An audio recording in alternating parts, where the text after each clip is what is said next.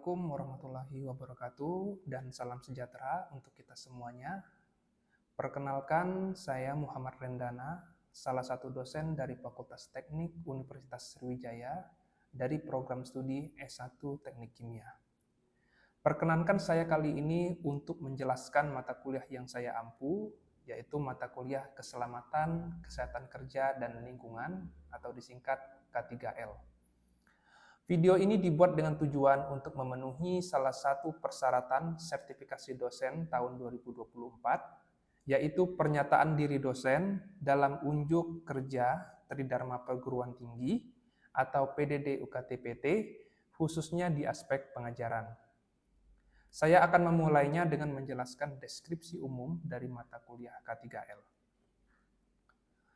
Mata kuliah K3L merupakan mata kuliah wajib bagi mahasiswa semester 2 pada Prodi S1 Teknik Kimia, Fakultas Teknik Universitas Sriwijaya. Mata kuliah ini mempunyai bobot sebesar 2 SKS. Mata kuliah K3L ini bertujuan untuk mempelajari sistem K3L pada pabrik kimia dan petunjuk tentang strategi yang efektif ketika menganalisa dan mengevaluasi proses industri kimia dalam rangka mengurangi bahaya atau hazard. Pada mata kuliah ini akan membahas tentang prinsip dasar keselamatan kesehatan kerja dan lingkungan, prinsip dasar hygiene industri, aturan dan regulasi dalam K3L, identifikasi potensi bahaya di industri kimia, alat pelindung diri, penyakit akibat kerja, potensi bahaya api dan penanggulangan kebakaran, pengenalan alat pemadam api ringan, kemudian keselamatan kerja di ruang terbatas, keselamatan kerja kelistrikan, pengenalan bahan kimia beracun dan berbahaya atau B3, penyimpanan dan penanggulangan limbah, regulasi dan perlindungan lingkungan, sistem manajemen K3, dan job safety analysis. Capaian pembelajaran lulusan atau CPL yang dibebankan pada mata kuliah ini adalah menguasai prinsip dan teknik perancangan proses dan sistem pemprosesan untuk mengubah bahan baku menjadi produk yang bernilai ekonomi dengan memperhatikan isu terkini dalam aspek lingkungan, keselamatan, dan keberlanjutan untuk memanfaatkan potensi sumber daya lokal dan nasional dengan wawasan global. Untuk capaian pembelajaran mata kuliah, pada mata kuliah ini terdiri daripada 3. Yang pertama, mahasiswa mampu memahami potensi, regulasi, dan ruang lingkup kesehatan, keselamatan kerja, dan lingkungan atau K3L. Yang kedua, mahasiswa mampu menganalisis dan memahami upaya implementasi K3L dalam aspek pekerjaan dan dunia industri. Dan yang terakhir, mahasiswa mampu memahami dasar perlindungan lingkungan hidup dan penanganan limbah. Referensi yang digunakan pada mata kuliah K3L ini merujuk kepada referensi yang mutakhir seperti dari buku-buku referensi internasional maupun nasional yang bisa dilihat pada RPS. Sistem pembelajaran dilakukan secara sinkronus dan asinkronus dengan menggunakan metode pembelajaran aktif yang mengutamakan peran dan keaktifan mahasiswa dalam proses pembelajarannya, yaitu pembelajaran kolaboratif, diskusi kelompok, dan ada studi kasus melalui e-learning Universitas Sriwijaya. Pembelajaran mata kuliah K3L ini dilakukan selama 16 minggu, di mana terbagi menjadi 7 minggu pertama sebelum UTS, lalu 1 minggu UTS, lalu 7 minggu sebelum UAS, dan minggu UAS. Metode pembelajaran yang dilakukan tergantung dari bahan kajian atau materi pembelajaran yang akan disampaikan. Misalnya, pada minggu sebelum UTS akan menggunakan metode tutorial interaktif dengan small groups discussion. Sementara pada minggu setelah UTS akan berfokus pada metode problem-based learning dan diskusi kelompok untuk penyelesaian studi kasus. Bentuk perkuliahan sinkronus dilakukan secara tatap muka di ruang kelas atau menggunakan Zoom meeting. Sementara perkuliahan secara asinkronus dilakukan melalui e-learning Universitas Sriwijaya untuk memfasilitasi mahasiswa dalam pembelajaran dan juga proses penugasan pada mata kuliah K3L. Asesmen capaian pembelajaran dilakukan menggunakan kaedah penilaian yang telah disusun dalam kontrak perkuliahan dan juga rubrik penilaian. Misalnya dalam perencanaannya, penilaian CPMK 1 akan dinilai dari nilai tugas dan kuis, CPMK 2 dinilai dari nilai tugas dan UTS, dan CPMK 3 dinilai dari nilai tugas dan UAS. Sementara dalam pelaksanaannya, tugas dan ujian akan dinilai berdasarkan rubrik penilaian berdasarkan CPMK dengan skala nilai, misalnya kurang dari 40,99 atau grade unsatisfactory yang menunjukkan tingkat pemahaman paling rendah, dan skala nilai lebih daripada 86 dengan grade exemplary untuk pemahaman yang sangat baik. Pembobotan untuk setiap evaluasi nilai pembelajaran adalah 40% tugas, 15% kuis, 20% UTS, dan 20% UAS.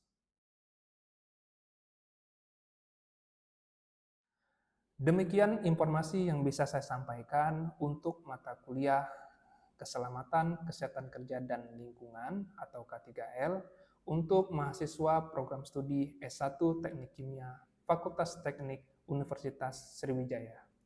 Berikutnya merupakan cuplikan dari proses pembelajaran yang saya laksanakan secara sinkronus tatap muka di ruang kelas. Pada cuplikan ini, saya memberikan pembelajaran untuk materi tentang chemical hazard yang ada pada minggu kedua di dokumen RPS. Selamat menyaksikan. Assalamualaikum warahmatullahi wabarakatuh. Waalaikumsalam warahmatullahi wabarakatuh. Semangat pagi. Pagi. Ya, kayaknya masih kurang semangat ya. Coba kita sekali lagi. Semangat pagi. Pagi. Ya, nah itu baru kedengaran semangatnya. Nah, kenapa saya tanyakan semangat pagi ya? Karena ada tokoh ternama itu di dunia namanya Johnny Den. Dia mengatakan bahwa awal hari atau pagi hari itu merupakan kunci dari suatu kesuksesan. Nah, jadi mudah-mudahan kita yang ada di ruangan ini yang bersemangat dalam menata pagi harinya itu mudah-mudahan menjadi orang yang sukses ke depannya. Amin. Ya, sebelum kita memulai perkuliahan kita pada pagi hari ini, alangkah baiknya kita mulai dengan doa terlebih dahulu. Berdoa dengan keyakinan dan agamanya masing-masing. Berdoa dimulai.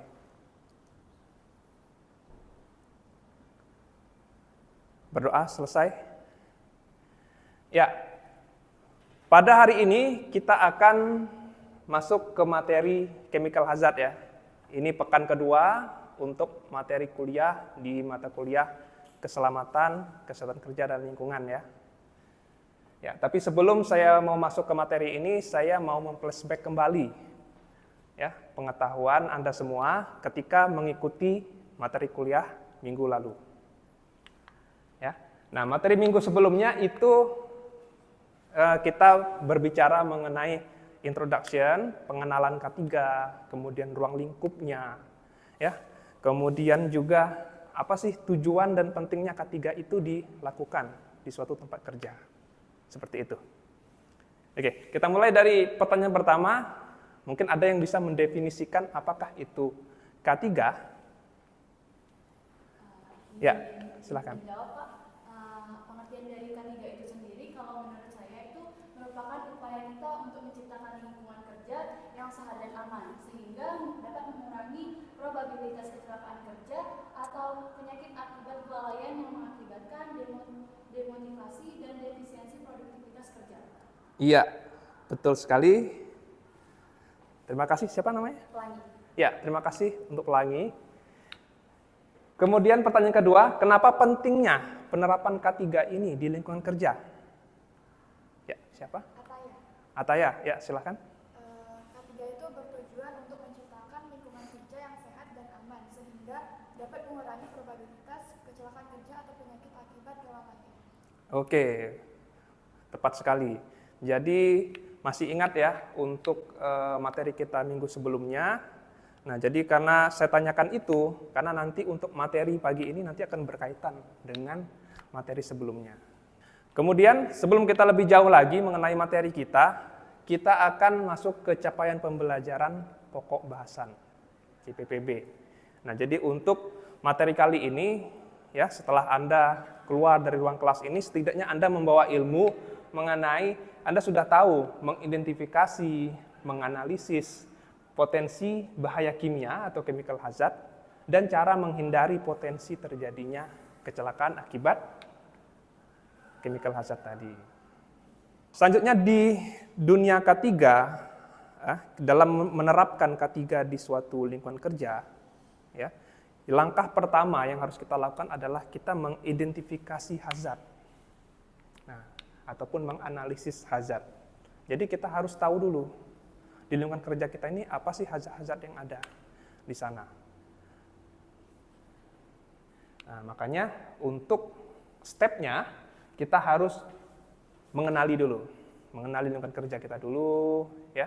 Kemudian apa sih hazard-hazard yang ada pada lingkungan kerja, ya. Kalau jenis hazard itu ada banyak ya. Selain hazard kimia ada hazard apa lagi? Hazard fisik, benar. Terus? Hazard biologi. Ada lagi? Selain hazard chemical ya, hazard chemical yang lagi kita pelajari. Pernah dengar hazard ergonomik? Ya, ergonomik, kemudian hazard elektrik, betul sekali. Ya, jadi ada macam-macam hazard, nanti kita akan lihat. Nah, setelah kita tahu jenis-jenis hazard tadi, kita evaluasi. Nah, evaluasi kita nilai yang mana sih hazard yang berpotensi signifikan, yang paling besar yang mempengaruhi terhadap potensi terjadinya kecelakaan. Selanjutnya jenis-jenis hazard. Di sini ada physical, kemudian chemical hazard, ada biological, kemudian ergonomic, mechanical, electrical, dan psychological. Nah, apa itu chemical hazard ataupun bahaya kimia?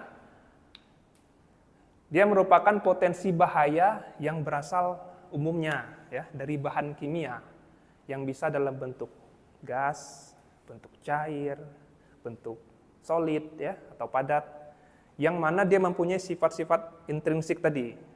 Nah, tadi hazard itu kan ada sifat-sifat intrinsiknya. Sifatnya itu kalau bahan kimia tadi dia ada yang contohnya mudah terbakar atau flammable. Kemudian ada yang eksplosif, mudah apa? Mudah meledak. Kemudian ada yang contohnya oksidator kuat, ya. Kemudian ada yang bersifat korosif. Oke, selain di list ini mungkin ada tambahan dari Anda? Anda semua kira-kira apa contoh chemical hazard yang lainnya? Ya. Kalau yang korosif itu ada asam klorida, asam sulfat, asam nitrat, ada asam asetat dan amonia. Dan amonia. Ya, jadi grup asam ya. Asam dan basa itu juga merupakan salah satu bahaya kimia. Nah, gimana sih caranya kita terhindar dari bahaya kimia tadi? Nah, itu ada beberapa petunjuk di sini. Yang pertama, kita harus membaca dengan hati-hati informasi mengenai bahan kimia yang kita gunakan. Nah, biasanya di setiap lab ya ataupun di tempat penelitian ya, tadi laboratorium ataupun tempat riset lainnya, itu ada namanya MSDS. MSDS ini merupakan dokumen wajib yang harus ada di laboratorium. Nah, Material Safety Data Sheet ya atau MSDS ya. Bahasa Indonesianya apa nih? Lembar data keselamatan bahan ya. Ya. MSDS. Nah, jadi di sana nanti kita akan lihat ada contoh formnya ya, dokumen MSDS-nya. Jadi setiap bahan itu nanti ada misalnya asam sulfat. Oh, namanya dari namanya, rumus kimianya apa, kemudian sifatnya apa, kemudian dia nggak boleh campur sama bahan-bahan yang ini. Nah, itu ada semua di MSDS. Berhati-hati ketika memindahkan bahan kimia.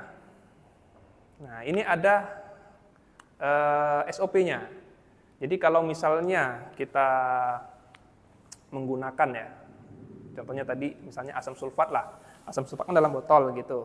Nah, jadi kalau misalnya dalam ruangan itu, kita bawanya itu dari storage, terus ke meja kita, nah itu harus tangan 2. Ada yang mahasiswa itu saya lihat bawa tangan 1 gitu, kayak bawa dumbbell gitu kan. Nah, jadi agak ini, berbahaya. Jadi makanya harus tangan 2, ya, yang mana tangannya kuat ya, kalau kidal di tangan kiri yang di atas, atau yang tangan kanan di atas gitu. Tangan ke bawahnya memegang bawah wadahnya, botolnya, atas memegang atas botolnya. Jadi tangan 2. Kemudian kalau misalnya kita pergi keluar ruangan atau keluar gedung bawanya, ya misalnya di gedung sebelah itu analisanya, storage-nya di bawah. Nah itu perlu pakai wadah, perlu pakai kontainer.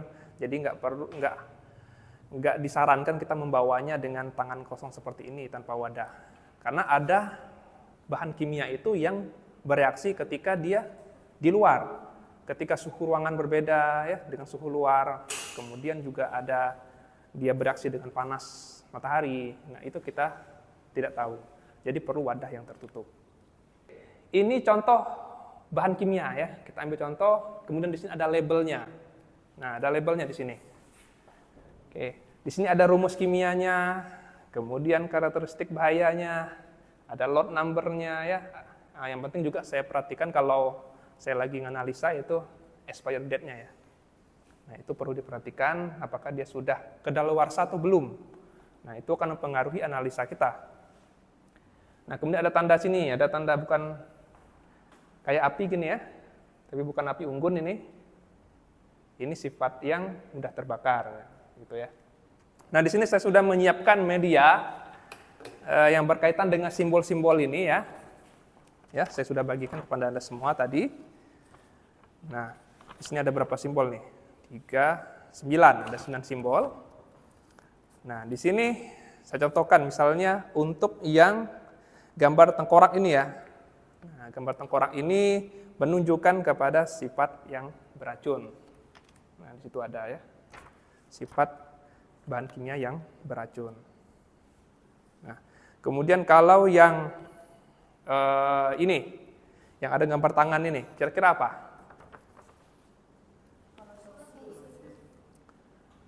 Korosif ya, korosif. Nah, kemudian ada yang gambar ikan mati nih, berbahaya bagi lingkungan. Jadi ketika bahan kimia tadi tumpah, ya kemudian dibuang sembarangan kemana, ke parit dan sebagainya, itu tentu akan membahayakan makhluk hidup yang ada di sekitarnya. Nah, jadi dengan simbol-simbol ini, ya nanti kalian cek ya, kalau lagi sedang di laboratorium apakah ada untuk simbol-simbol ini. Nah, karena biasanya ada untuk bahan kimia, kemudian di laboratorium, nah itu perlu menempelkan simbol-simbol ini untuk memudahkan pengguna mengetahui apa karakteristik bahan kimia yang dia gunakan. Ya, kurang lebih seperti itu. Selanjutnya kita masuk ke lembar data keselamatan bahan. Inilah namanya MSDS tadi. Yang penasaran dengan MSDS? Nah, jadi kira-kira bentuknya seperti ini. Ya. Ada namanya jelas, lembar data keselamatan bahan. Kemudian di sini ada nama produknya, ya apa. Kemudian penggunaan yang relevan, campuran yang disarankan dan yang harus dihindari.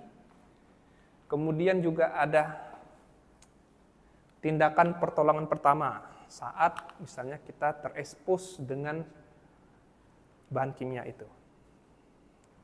Nah, bagaimana kita cara mencegah dari hazard kimia ini? Kita bisa menggunakan alat pelindung kepala.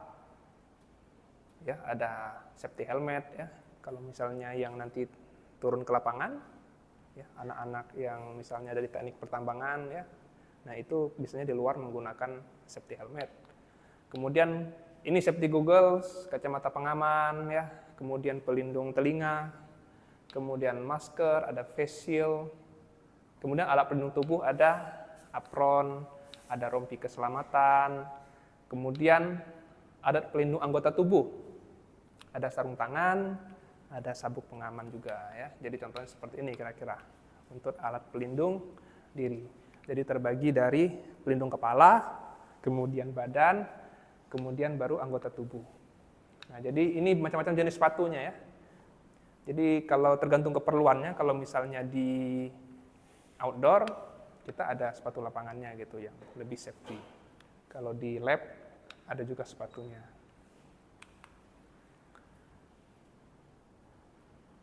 Oke, selanjutnya yang terakhir adalah hierarki pengendalian hazard.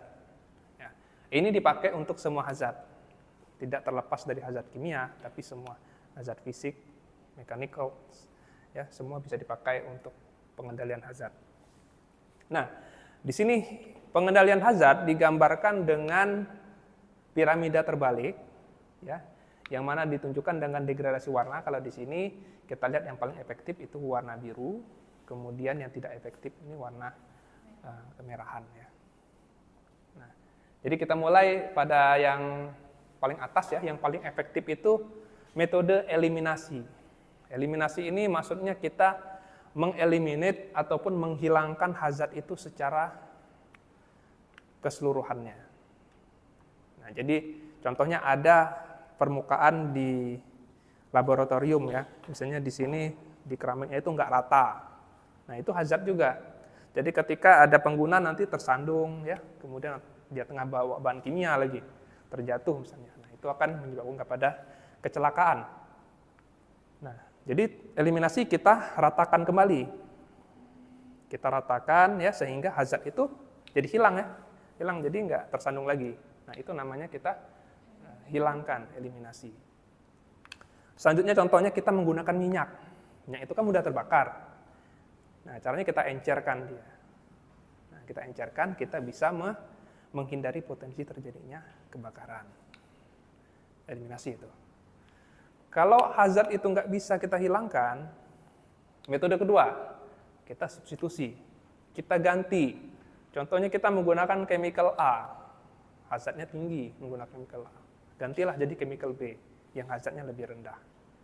Kemudian rekayasa teknologi. Itu artinya engineering control ya.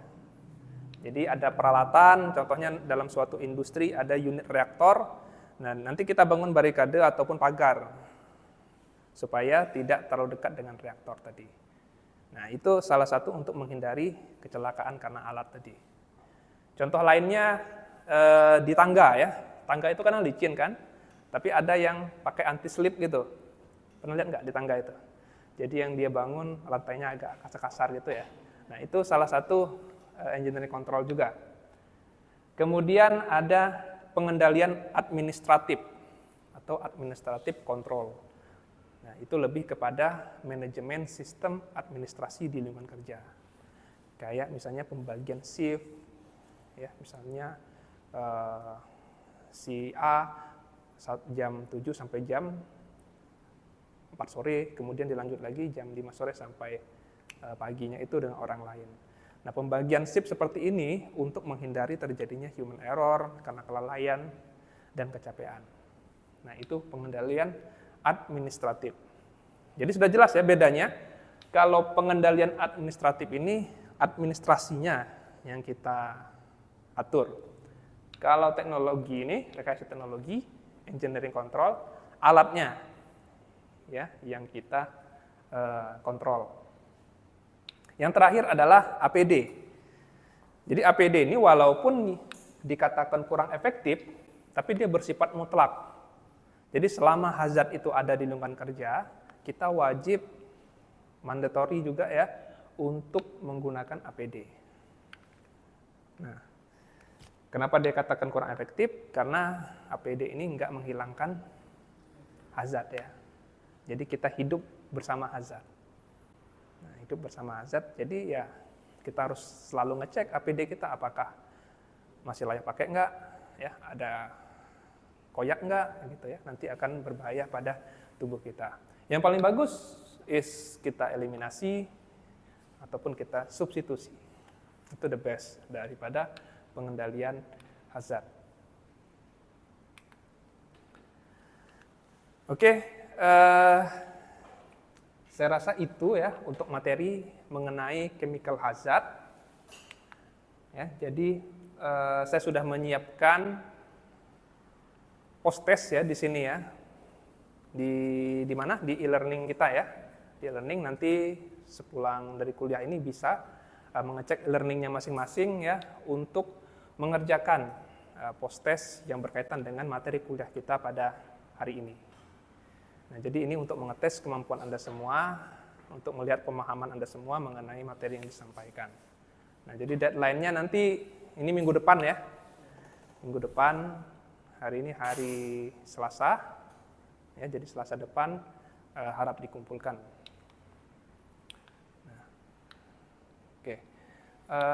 Seterusnya, untuk materi minggu depan, ya, tolong dipelajari. Di sini kita akan masuk ke hazard biologi ataupun biological hazard. Di sini Anda akan cari identifikasinya seperti apa, kemudian pengendaliannya seperti apa.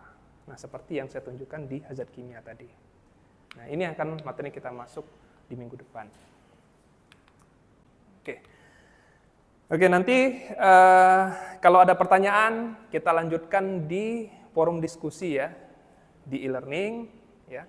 Karena di sini juga terbatas untuk waktunya, jadi kita lanjut di forum diskusi di e-learning. Nanti bisa sampai malam gitu kalau di forum diskusi itu. Nanti kalau ada yang mau ditanyakan, yang masih kurang paham, itu bisa disampaikan di sana. Ya, saya rasa itu yang bisa saya sampaikan. Terima kasih atas perhatiannya. Wabillahi taufiq wal hidayah. Wassalamualaikum warahmatullahi wabarakatuh. Waalaikumsalam warahmatullahi wabarakatuh. Demikianlah deskripsi singkat serta cuplikan pelaksanaan perkuliahan di ruang kelas mata kuliah Keselamatan, Kesehatan Kerja dan Lingkungan yang saya ampu. Semoga bisa memberikan gambaran mengenai kinerja pengajaran yang telah saya lakukan. Untuk asesmen penilaian dilakukan sesuai dengan rubrik penilaian. Berikut adalah contoh jawaban mahasiswa dengan grade exemplary yang mana mahasiswa tersebut berhasil menjawab pengertian dan ruang lingkup chemical hazard dengan penjelasan yang sangat lengkap dan penjelasan tentang penanganan chemical hazard yang benar.